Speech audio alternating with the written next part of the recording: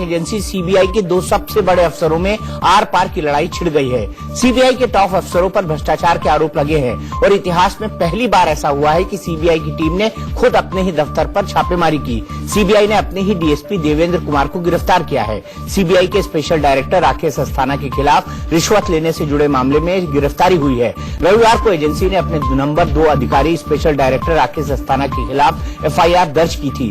CBI ने अस्थाना पर दर्ज एफआईआर में मांस कारोबारी मोइन कुरैशी से 3 करोड़ रिश्वत लेने का आरोप लगाया है। वहीं अस्थाना ने आरोपों को खारिज करते हुए सीधे सीबीआई चीफ पर उन्हें फंसाने का आरोप जड़ा है। इस मामले से नाराज पीएम मोदी ने सीबीआई के चीफ और डिप्टी चीफ को तलब कर लिया है।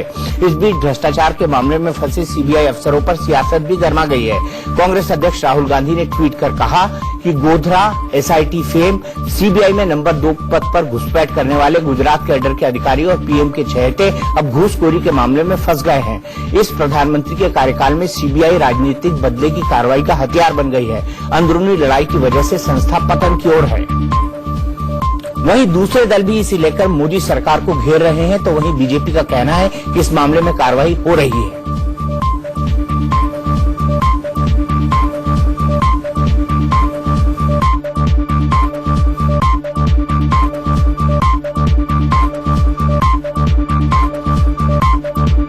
खुद कोतवाल ही चोरी करेगा तो क्या होगा आगे जाके।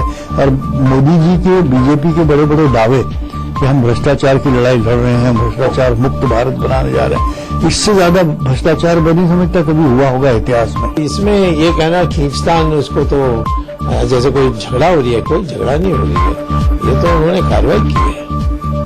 सीबीआई में डायरेक्टर आलोक वर्मा और राकेश अस्थाना के बीच जंग उसी दिन शुरू हुई थी जिस दिन राकेश अस्थाना को स्पेशल डायरेक्टर बनाया गया। डायरेक्टर आलोक वर्मा को राकेश अस्थाना के स्पेशल डायरेक्टर बनाने पर ऐतराज था। उनका कहना था कि स्टर्लिंग बायोटेक मामले की सीबीआई जांच के दायरे में राकेश अस्थाना भी है, इसलिए उनको सीबीआई में स्पेशल डायरेक्टर बनाना गलत है। इसके बाद अगस्त 2018 में राकेश अस्थाना ने सीबीआई डायरेक्टर की लिखित शिकायत की थी। राकेश अस्थाना ने तब आरोप लगाया था कि सीबीआई डायरेक्टर कई मामलों की जांच में दखल दे रहे हैं। कैबिनेट सेक्रेटरी ने तब राकेश अस्थाना की शिकायत सीवीसी को जांच के लिए भेज दी थी। बीते हफ्ते सीबीआई डायरेक्टर और राकेश अस्थाना का झगड़ा बेहद गंभीर हो गया। सीबीआई ने राकेश अस्थाना और कुछ अन्य अफसरों के खिलाफ रिश्वतखोरी का केस दर्ज किया। करीब उसी दौरान 15 अक्टूबर को राकेश अस्थाना ने सीबीआई डायरेक्टर और ज्वाइंट डायरेक्टर की शिकायत सीवीसी में की। राकेश अस्थाना ने आरोप लगाया कि डायरेक्टर आलोक वर्मा और ज्वाइंट डायरेक्टर मुझे फंसाना चाहते हैं। अब हाल ये है कि राकेश अस्थाना पर भ्रष्टाचार के आधा दर्जन आरोप लग चुके हैं, तो बदले में अस्थाना ने आलोक वर्मा के भ्रष्टाचार के 10 आरोप गिना दिए हैं।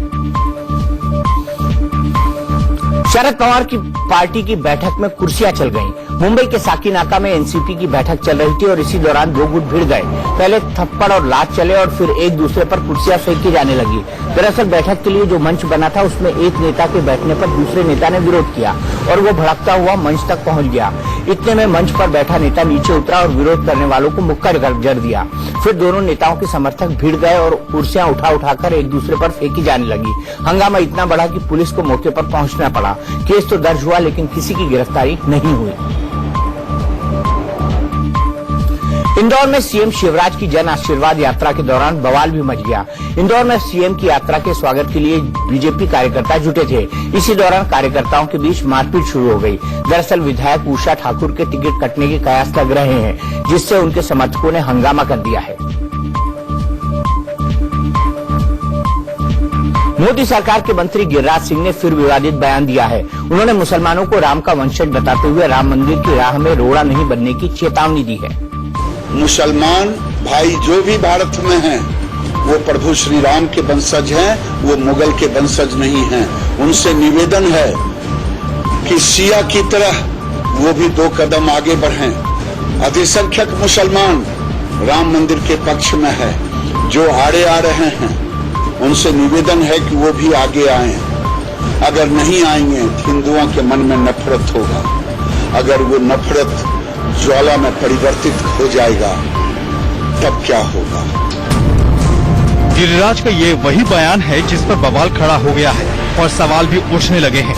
कांग्रेस ने इसे चुनावी शिगुफा कहा तो बीजेपी कह रही है कि गिरिराज का बयान विवादित नहीं है। सच है। जब से राम मंदिर में मुद्दा पैदा हुआ है, ऐसे वक्तव्य विभिन्न नेताओं से आते रहे और आप सुनते रहे, छपते रहे। तो जो ये जिस प्रकार की सोच सामने आ रही है वो ये दर्शाती है कि इनका मकसद चुनाव जीतना है सबका। सभी जो हिंदुस्तानी हैं, भारत के सभी रहने वाले हैं, मर्यादा पुरुषोत्तम राम उन सब के आदर्श हैं, तो इसलिए इसमें कोई कंट्रोवर्सी और किसी तरह का विवाद तो मैं नहीं देखता। गिरिराज के बयान पर मुस्लिम समाज भड़क उठा है, वहीं विश्व हिंदू परिषद उनके समर्थन में उतर आया है।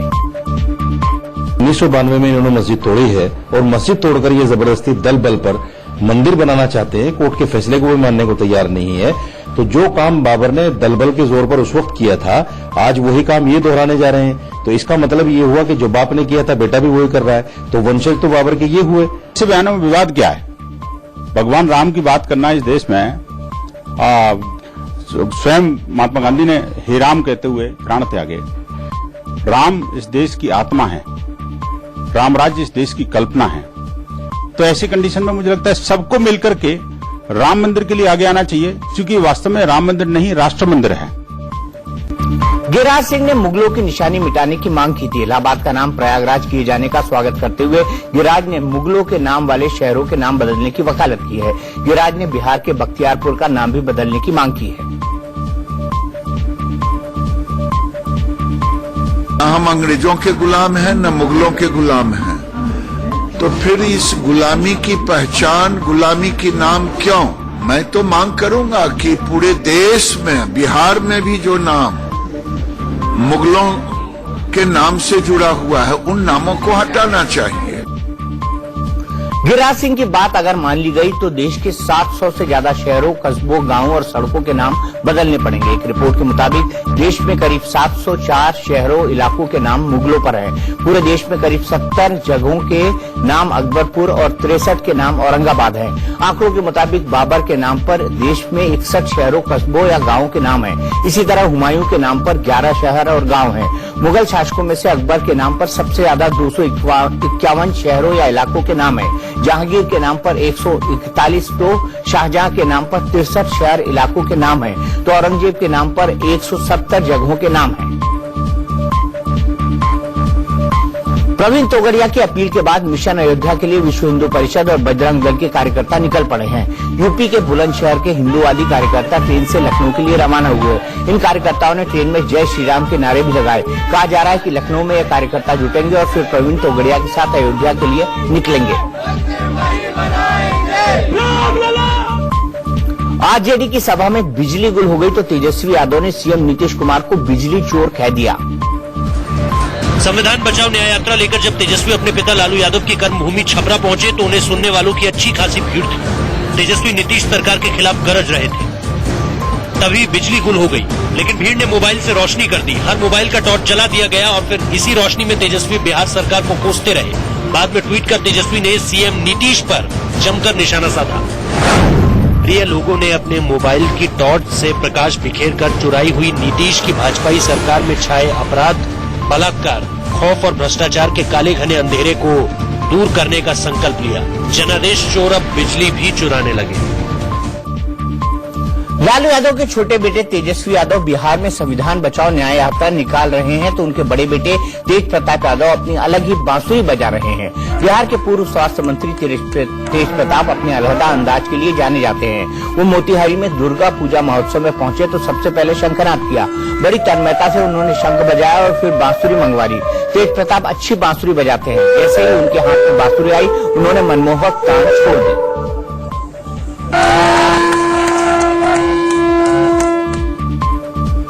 तेज प्रताप यादव राजनीति में है लेकिन वो बांसुरी बजाते हैं, शंख फूंकते हैं, फिल्मों में एक्टिंग भी करने लगे हैं और अब लेखक बनने जा रहे हैं। पिछले दिनों बिहार के डिप्टी सीएम सुशील कुमार मोदी ने लालू लीला नाम की किताब लिखी थी। इस किताब में लालू परिवार के कथित भ्रष्टाचार का जिक्र है। इस किताब पर लालू के बेटे तेज प्रताप भड़क गए हैं और उन्होंने कहा है कि अब वो खुद कलम चलाएंगे और किताब लिखेंगे जिसका नाम होगा नीतीश सुशील लीला। नीतीश सुशील मोदी लीला हम निकालेंगे। नीतीश सुशील मोदी लीला हम भी निकालने जा रहे हैं। वो बहुत जल्द निकल जाएगा। आप लोग घर घर तक पहले आप ही लोग को जाएगा, प्रेस वाले भाई लोग को। बीजेपी के शत्रु को अपने पाले में करने के लिए आरजेडी बड़ी शिद्दत से इंतजार कर रही है। बिहारी बाबू के नाम से मशहूर और बीजेपी के बागी नेता शत्रुघ्न सिन्हा दुर्गा पूजा के दौरान लालू यादव के छोटे बेटे तेजस्वी यादव के साथ घूम रहे थे। अब लालू के बड़े बेटे तेज प्रताप यादव ने कहा है कि शत्रुघ्न आरजेडी में आए, उन्हें हम टिकट देंगे।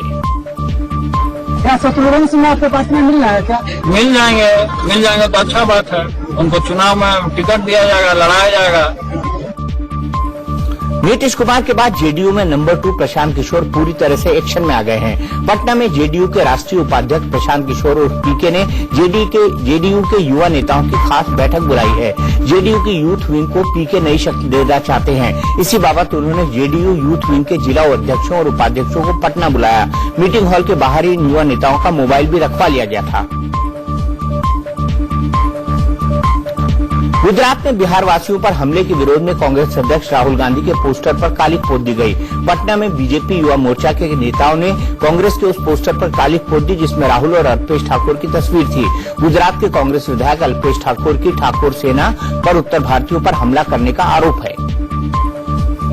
अल्पेश ठाकुर जैसे कांग्रेसी अराजक तत्व हमारी इस भावना को ठेस पहुंचा रहे हैं। हम तमाम बिहार वासियों को वहां से मारपीट करके भगाने का काम उन्होंने किया है। कांग्रेस ने छत्तीसगढ़ में पहले चरण के चुनाव के लिए आखिरी वक्त में बचे हुए 6 प्रत्याशियों के नाम घोषित कर दिए। राजनांदगांव सीट पर सीएम रमन सिंह के खिलाफ कांग्रेस नेता करुणा शुक्ला को प्रत्याशी बनाया गया है। करुणा शुक्ला पूर्व पीएम अटल बिहारी वाजपेयी की भतीजी है। पहले ही ये कयास लगाए जा रहे थे कि करुणा को रमन के खिलाफ उतारा जाएगा, जिस पर आज कांग्रेस ने मुहर लगा दी। 12 नवम्बर को छत्तीसगढ़ के बस्तर रेंज की 18 सीटों पर चुनाव है, जिनमें से 12 सीटों पर कांग्रेस ने पहले ही प्रत्याशी घोषित कर दिए थे। कल पहले चरण के लिए नामांकन की आखिरी तारीख थी, जिसे देखते हुए आज देर शाम लिस्ट घोषित की गई। राजनांदगांव से करुणा शुक्ला के अलावा खैरागढ़ से गिरधर जंघेल और डोंगरगढ़ से भुवनेश्वर सिंह बघेल को कांग्रेस ने प्रत्याशी बनाया है। डोंगरगांव से दलेश्वर साहू, खुज्जी से छन्नी साहू और मोहला मानपुर से इंदिरा शाह मांडवी को कांग्रेस ने कैंडिडेट बनाया है। छत्तीसगढ़ में बीजेपी ने प्रत्याशी घोषित किए तो बगावत शुरू हो गई। रायगढ़ विधानसभा सीट से रोशनलाल अग्रवाल को उम्मीदवार दोबारा टिकट दिए जाने से बीजेपी के एक गुट में भारी नाराजगी है। पूर्व विधायक विजय अग्रवाल भी दावेदार थे। उन्हें टिकट नहीं मिला तो उनके घर पर बीजेपी कार्यकर्ताओं का हुजूम उमड़ पड़ा। विजय को टिकट नहीं मिलने के विरोध में बीजेपी के 6 निगम पार्षदों ने इस्तीफा दे दिया है। चुनाव से एन पहले इस बगावत में बीजेपी में हड़कंप मचा है। राजस्थान में कांग्रेस ने बूथ जिताओ भ्रष्टाचार मिटाओ अभियान शुरू कर दिया है। प्रदेश कांग्रेस अध्यक्ष सचिन पायलट ने खुद इस अभियान की शुरुआत जयपुर से की। कांग्रेस का दावा है कि इस अभियान के जरिए वो राजस्थान में 50,000 बूथों तक पहुंचेगी। ये हमने अभियान चालू किया है। राजस्थान के 50,000 बूथों पर हर बूथ तक हमारे नेता कार्यकर्ता पहुंचेंगे, लोगों को जानकारी देंगे भाजपा के कुशासन के बारे में, लेकिन कांग्रेस की नीतियों के बारे में भी उनको अवगत कराएंगे। ये हमारा मास कॉन्टैक्ट प्रोग्राम है। एक त्योहार मनेगा राजस्थान में, वसुंधरा जी भाजपा की विदाई होगी और कांग्रेस का शासन आएगा, तभी जनता यहाँ पर निहाल होगी। आने वाला 5 साल राजस्थान का है। चुनावी मौसम में टिकट के नाम पर ठगी का दौर भी शुरू हो गया है। राजस्थान के 2 कांग्रेसी नेता तो ठगे जाने से बाल बाल बचे। ये है जोधपुर के कांग्रेस नेता लियाकत अली और ये है अनिल टाटिया। दोनों ही अपने अपने कांग्रेस से टिकट के दावेदार हैं। इस बीच इन दोनों के पास एक अनजान नंबर से फोन आया कि टिकट फाइनल हो गया है, इसलिए तुरंत दिल्ली आए। जिस नंबर से फोन आया उसकी नेताओं ने पड़ताल की तो पोल खुल गई। ऑल इंडिया कांग्रेस में पता किया कि इसके टेलीफोन नंबर देख के तो उसमें कोई स्वप्निल गुलाटी का फोन नंबर ये ट्रू कॉलर में बताया गया। उससे उस नाम के व्यक्ति के बारे में पता किया तो एआईसीसी में ऐसा कोई व्यक्ति नहीं था। उन्होंने कहा एआईसीसी में ऐसा कोई व्यक्ति नहीं है और उनकी मंशा जो है वो जिस हिसाब से वो बात करे तो उनकी मंशा है कि वो शायद उनका ये इरादा हो कि वो कोई भी इसके झांसे में आए तो उनसे जो है वो पैसों के लेन देन की या कुछ ठगी कर सके। टिकटों के नाम पे जिस तरह के लोग गलत मैसेज फोन करके कार्यकर्ताओं और नेताओं को ठग ना ले, इसलिए हम आपके माध्यम से कार्यकर्ताओं को, पार्टी के नेताओं को आगाह करना चाहते हैं कि ये ठगी के माध्यम ये ठग लोग हैं, इस तरह के फर्जी कॉल करते हैं और इनके बहकावे में ना आए। मध्य प्रदेश में विधानसभा चुनाव से पहले कमलनाथ ने बीजेपी के खिलाफ ट्विटर वॉर शुरू कर दिया है। मध्य प्रदेश कांग्रेस के अध्यक्ष कमलनाथ ने ट्विटर पर 40 दिन 40 सवाल की सीरीज शुरू की है और हर रोज अलग अलग मुद्दे पर शिवराज सरकार से एक सवाल पूछ रहे हैं। तीसरे दिन कमलनाथ ने महिला सुरक्षा को लेकर सवाल पूछा है और मध्य प्रदेश में अंधेर गद्दी चौपट राजा का आरोप लगाया है। मध्य प्रदेश के सीएम शिवराज सिंह चौहान का एक अलग अंदाज दिखा। जन आशीर्वाद यात्रा लेकर इंदौर पहुंचे सीएम शिवराज लोगों को फ्लाइंग किस देते हुए दिखे। बस में शिवराज बैठे थे और बाहर लोग उनका अभिवादन कर रहे थे। बस में बैठे बैठे ही शिवराज ने फ्लाइंग किस देकर लोगों का आभार जताया।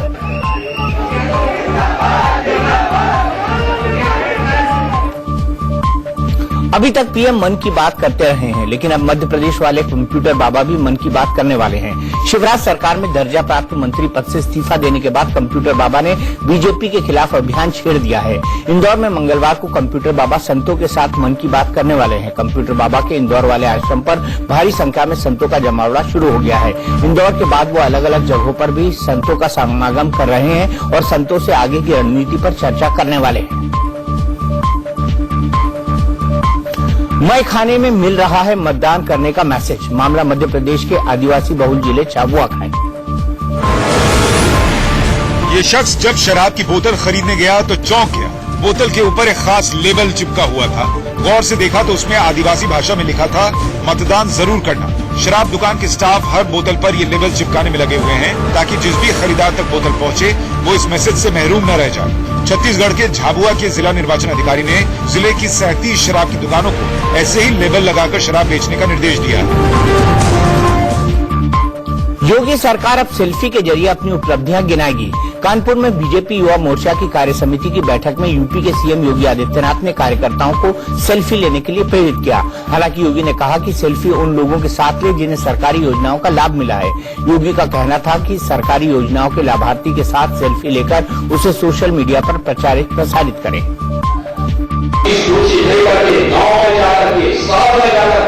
उन युवाओं को जाकर के संपर्क करिए और वहां जाकर के उन युवाओं के बीच जाकर के उनके साथ अपने स्मार्टफोन से उसकी फोटो उसके साथ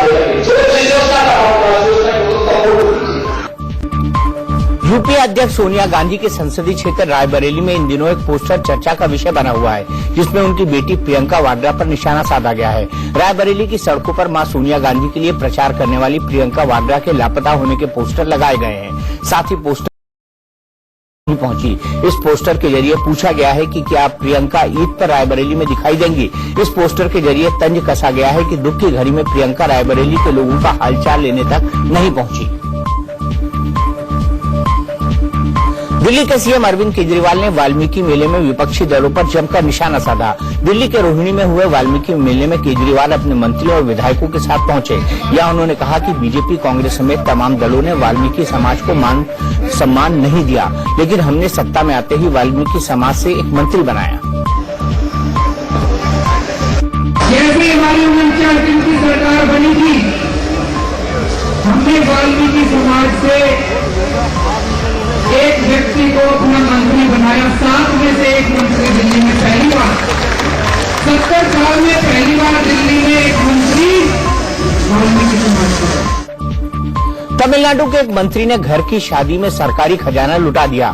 करूर में सूबे के परिवहन मंत्री एमआर विजयभास्कर की भतीजी की शादी थी और बेटी के लिए एक कार्यक्रम था। चूंकि मंत्री परिवहन विभाग के मुखिया थे, इसलिए उन्होंने मेहमानों को बुलाने के लिए सरकारी बसें भेज दी। यहां तक कि स्कूल कॉलेज की बसें भी शादी के कार्यक्रम में ड्यूटी पर लगा दी गई। मंत्री की इस करतूत का विरोध शुरू हो गया है। मुंबई में कांग्रेस कार्यकर्ता की हत्या से हड़कंप मच गया है। घाटकोपर के अलसफा इलाके में कांग्रेस कार्यकर्ता मनोज दुबे की तलवार घोंपकर हत्या कर दी गई। मनोज दुबे को कांग्रेस विधायक नसीम खान का करीबी माना जाता था। आरोप है कि फेसबुक पर मनोज की तरफ से की गई एक राजनीतिक टिप्पणी के चलते उसकी हत्या हुई है। पुलिस ने 2 लोगों को हिरासत में लिया है। वर्क प्लेस पर महिलाओं के साथ होने वाले शारीरिक शोषण के खिलाफ चले कैंपेन मी टू के तहत बॉलीवुड में एक और मामला सामने आया है। तो फौजी है, तुझे हमने इतना टॉर्चर किया जो तेरा टॉर्चर है। बागी 2 ने बॉक्स ऑफिस पर धमाल मचाया था और अब पर्दे के पीछे भी इस फिल्म से जुड़े वाकये बवाल खड़ा कर रहे हैं। फिल्म की सेकंड असिस्टेंट डायरेक्टर रही तान्या पॉल सिंह ने फिल्म के असिस्टेंट डायरेक्टर अदनान शेख पर छेड़छाड़ के आरोप लगाए हैं। तान्या ने ट्विटर पर पूरा वाकया शेयर किया है। तान्या ने लिखा, शूट के आखिरी दिन में रिब बैग के साथ टॉप पहने हुई थी। अदनान मुझसे बदतमीजी करने लगे और मेरे कपड़े खींचने लगे। उन्होंने मसाज करने को कहा और मेरे शरीर को लेकर कमेंट करने लगे। वो एक डराने वाले शख्स की तरह व्यवहार कर रहे थे। इसके बाद मैंने गुस्से में उनसे कहा कि इस तरह दुर्व्यवहार करना बंद करें। तान्या का कहना है, अदनान के साथ उनका अनुभव इतना बुरा रहा कि वो डिप्रेशन में चली गईं। 6 महीने तक वो इससे उबर नहीं पाईं। बॉलीवुड में शुरू हुए मीटू मूवमेंट के जरिए देश भर में महिलाएं अपने साथ हुई यौन शोषण की घटनाओं के बारे में खुलकर बात कर रही हैं। इस लिस्ट में साउथ की एक्ट्रेस श्रुति हरिहरन का नाम भी जुड़ गया है। दक्षिण भारतीय फिल्मों की स्टार श्रुति हरिहरन ने एक फिल्म की शूटिंग से पहले एक्टर अर्जुन सर्जा पर गलत ढंग से छूने और आपत्तिजनक व्यवहार का आरोप लगाया है। इस फिल्म में अर्जुन और श्रुति ने साथ में काम किया था। श्रुति ने ट्विटर पर 4 पन्नों का लेटर साझा कर पूरी दास्तान बयान की है। एक्ट्रेस ने बताया कि शूटिंग से पहले रिहर्सल के दौरान अर्जुन सर्जा ने उन्हें गले लगाया और उनकी पीठ पर ऊपर से नीचे तक गलत तरीके से हाथ फिराया। ये सब बिना मेरी सहमति के किया गया। मुझे उनकी हरकत बहुत घटिया लगी और बहुत गुस्सा आया।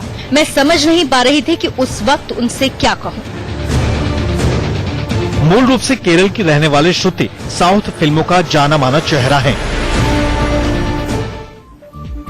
बॉलीवुड में मीटू कैंपेन शुरू करने वाली एक्ट्रेस तनुश्री दत्ता ने राखी सावंत पर मानहानि का केस दर्ज कराया है। दरअसल तनुश्री दत्ता और नाना पाटेकर विवाद के बाद राखी सावंत ने एक प्रेस कॉन्फ्रेंस कर तनुश्री दत्ता को जमकर खरी खोटी सुनाई थी।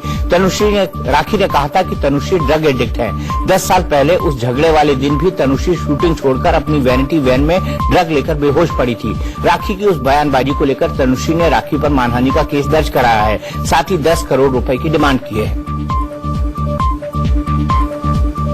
मीटू का मामला सुप्रीम कोर्ट पहुंच गया है। मीटू अभियान को लेकर 2 वकीलों ने सुप्रीम कोर्ट में याचिका दाखिल कर तत्काल सुनवाई की मांग की है। वकील ML शर्मा ने जहां आरोपियों के खिलाफ स्वतः संज्ञान लेने और कार्रवाई की मांग को लेकर याचिका दायर की है, वहीं दूसरे वकील महेश कुमार तिवारी ने कहा है कि मीटू के तहत जो भी आरोप ऑनलाइन लग रहे हैं उसके आधार पर FIR दर्ज न हो। केवल 3 महीने पुराने मामले में ही FIR दर्ज हो। हालांकि कोर्ट ने इन पर तुरंत सुनवाई से इनकार कर दिया। सोशल मीडिया पर वीडियो वायरल हो रहा है जिसमें एक महिला ने अपने साथ गलत हरकत करने वालों को तुरंत करारा सबक सिखाती नजर आ रही है।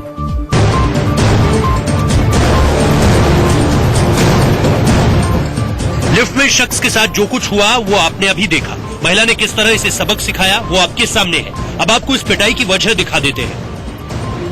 दरअसल महिला के पीछे पीछे लिफ्ट में घुसे शख्स ने उसके अकेले होने का फायदा उठाने की कोशिश की थी। एक बार तो महिला ने इसकी हरकत को इग्नोर किया, लेकिन अभी अपनी हरकत से बाज नहीं आया तो महिला ने इसे मौके पर ही तुरंत सबक सिखा दिया। अक्सर महिलाएं अपने साथ हुई ऐसी घटनाओं पर चुप्पी साध जाती हैं, लेकिन इस महिला ने जो किया उसकी जमकर तारीफ हो रही है। महिला की बहादुरी का ये वीडियो सोशल मीडिया में तेजी से वायरल हो रहा है। उत्तर प्रदेश विधान परिषद के सभापति रमेश यादव के बेटे अभिजीत यादव की हत्या का मामला फिर से उलझता दिख रहा है।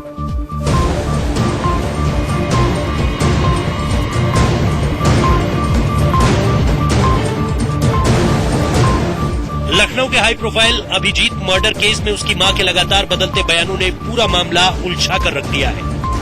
पहले अभिजीत की हत्या की बात कबूलने वाली अभिजीत की मां मीरा यादव को जब कोर्ट में पेश किया गया तो वो सभी बातों से मुकर गई। मेरे बेटे को मारने की साजिश की गई है। हमारे पति रमेश यादव ने। इससे पहले खबर आई थी कि 9 घंटे की पूछताछ के बाद अभिषेक की मां ने अपना जुर्म कबूल कर लिया है।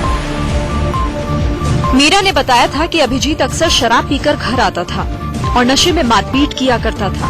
रविवार को भी वो नशे में उनसे बदतमीजी कर रहा था। उसने उन्हें मारने की भी कोशिश की। अपना बचाव करने के लिए उन्होंने अभिजीत को धक्का देकर गिरा दिया और फिर अपनी चुन्नी से उसका गला दबा दिया। इससे पहले जब अभिजीत का शव हजरतगंज स्थित उसके आवास पर मिला था तब भी उसकी मां ने पुलिस को गुमराह करने की कोशिश की थी। उन्होंने बताया था कि शनिवार देर रात सीने में दर्द की शिकायत के बाद अभिजीत मालिश करवाकर सो गया था। सुबह वो मृत हालत में मिला। पोस्टमार्टम रिपोर्ट थी, उसमें death due to asphyxia as a result of antemortem strangulation, गला दबने के कारण मृत्यु बताया। पुलिस की अन्य टीमों का गठन कर दिया गया है इसमें, ताकि केस का जो भी घटना है इसका शीघ्र अनावरण हो।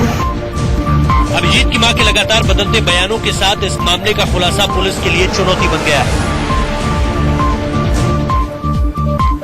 केरल नन रेप केस में आरोपी फ्रेंको मुलक्कल के खिलाफ बयान देने वाले फादर कुरियाकोस को संदिग्ध परिस्थितियों में मौत हो गई है। जालंधर के दसुआ में सेंट मेरी चर्च में पादरी कुरियाकोस की लाश मिली। बताया जा रहा है कि उन्हें कई दिनों से धमकियां मिल रही थी और कुछ दिन पहले ही उनकी कार पर हमला भी हुआ था। फादर कुरियाकोस को सेंट पॉल चर्च में रहते थे वे, और पहली नजर में आत्महत्या का मामला लग रहा है। हालांकि परिजनों ने हत्या की आशंका जताई है। नहीं, कोई घाव नहीं है, कोई चोट का निशान नहीं है फिलहाल। तो यही बताया उन्होंने भी बेड के ऊपर उल्टी आई है। हाँ, उल्टी आई है। तो और वहां से अंदर से एक ब्लड प्रेशर की एक टेबलेट भी मिली है। पोस्टमार्टम में देखते हैं वो क्या अटैक आता है या कोई पॉइजनस आता है, कैसे आता है। जैसे आएगा वैसी कार्रवाई कर दी जाएगी। पंजाब सरकार में मंत्री नवजोत सिद्धू अमृतसर के जोड़ा फाटक हादसे में घायल हुए लोगों का हाल जानने अस्पताल पहुंचे।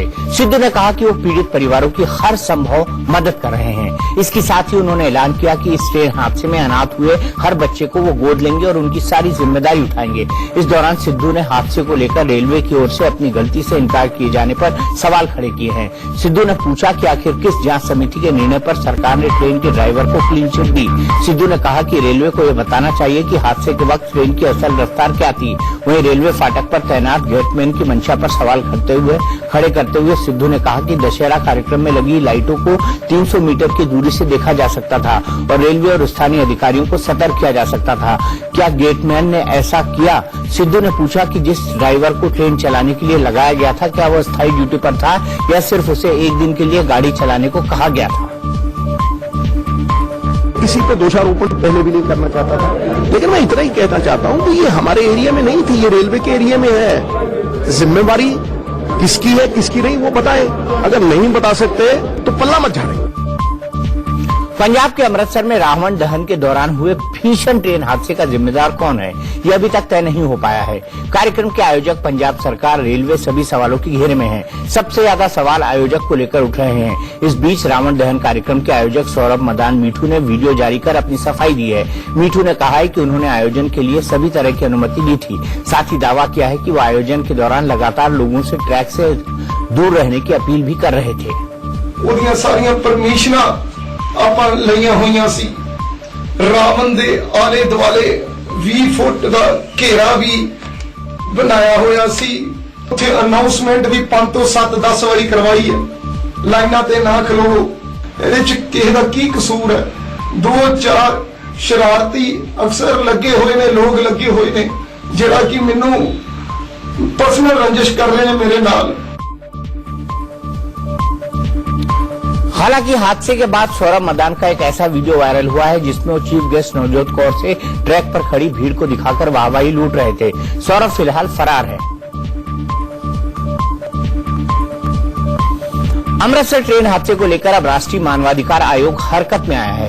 हादसे को लेकर चल रहे आरोप प्रत्यारोप के दौर के बीच सरकारों और संस्थाओं की जिम्मेदारी तय करने के लिए एनएचआरसी ने नोटिस जारी किया है। आयोग ने पंजाब सरकार, रेलवे बोर्ड के चेयरमैन और रेल मंत्रालय को नोटिस जारी करके मामले में 4 हफ्ते में अपनी विस्तृत रिपोर्ट मांगी है।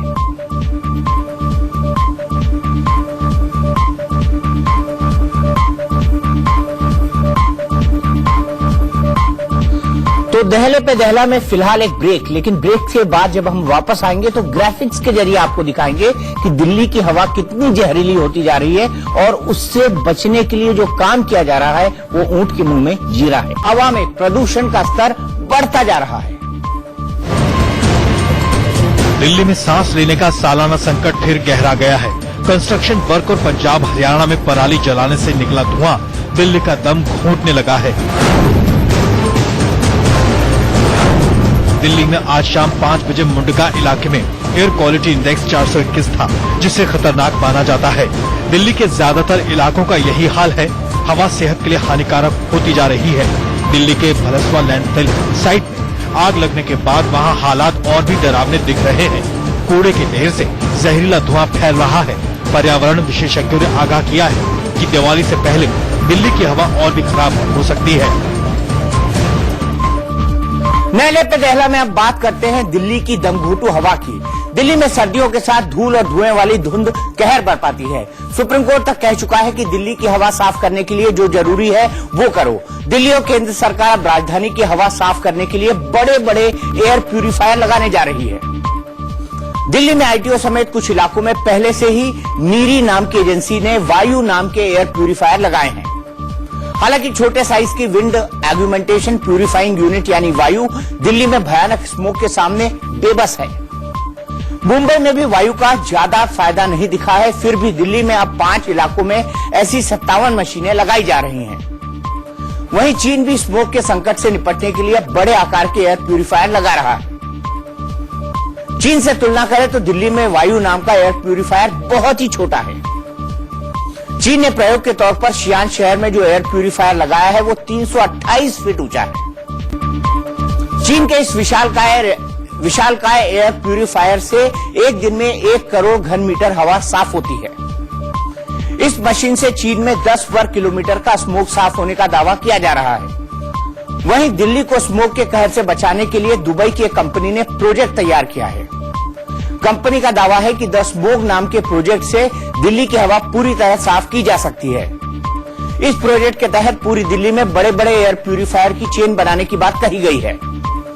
द स्मोक प्रोजेक्ट के तहत दिल्ली में हर 100 हेक्टेयर इलाके में एक बड़ा एयर प्यूरिफायर लगाना होगा। द स्मोक प्रोजेक्ट को इस साल वर्ल्ड आर्किटेक्चर फेस्टिवल में नॉमिनेट किया गया है। वर्ल्ड आर्किटेक्चर फेस्टिवल में विजेताओं का ऐलान 28 से 30 नवंबर के बीच होगा।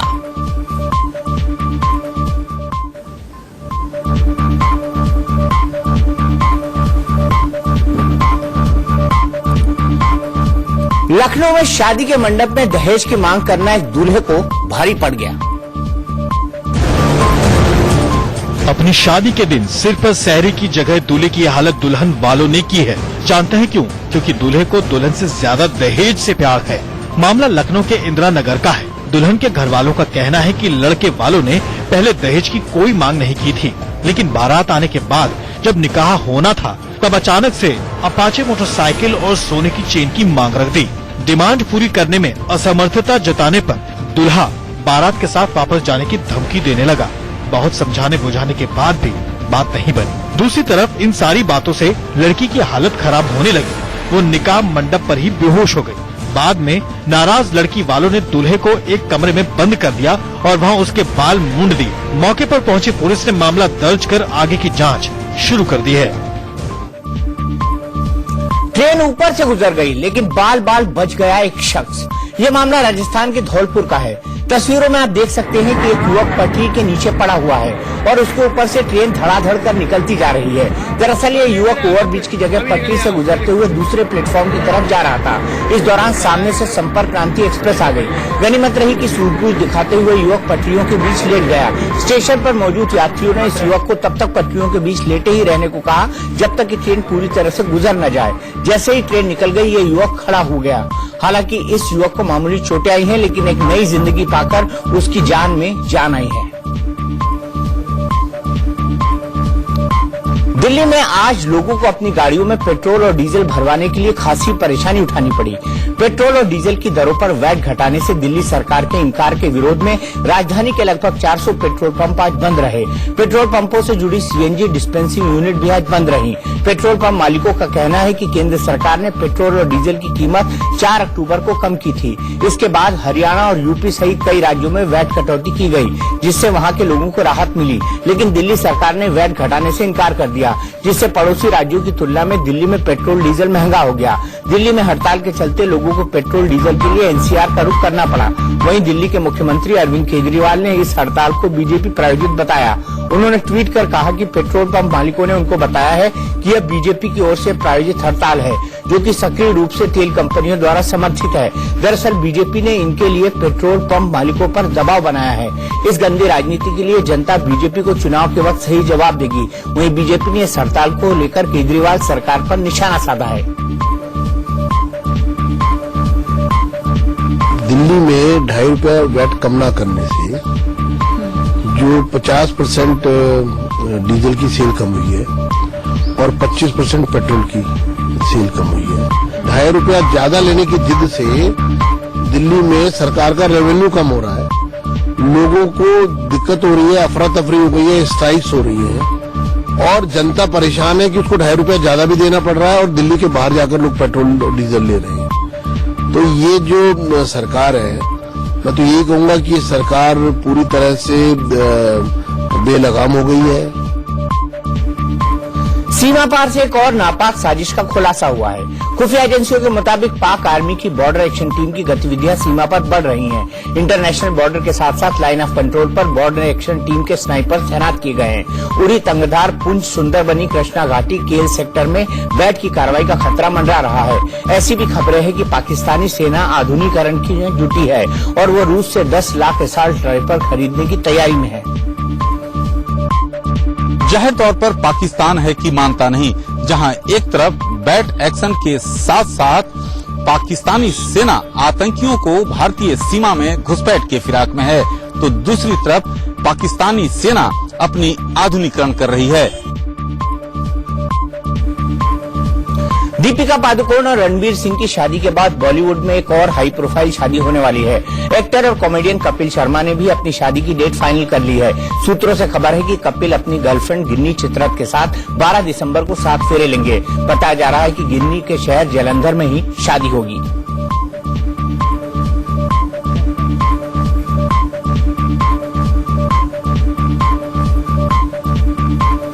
तो न्यायालय पर दहला में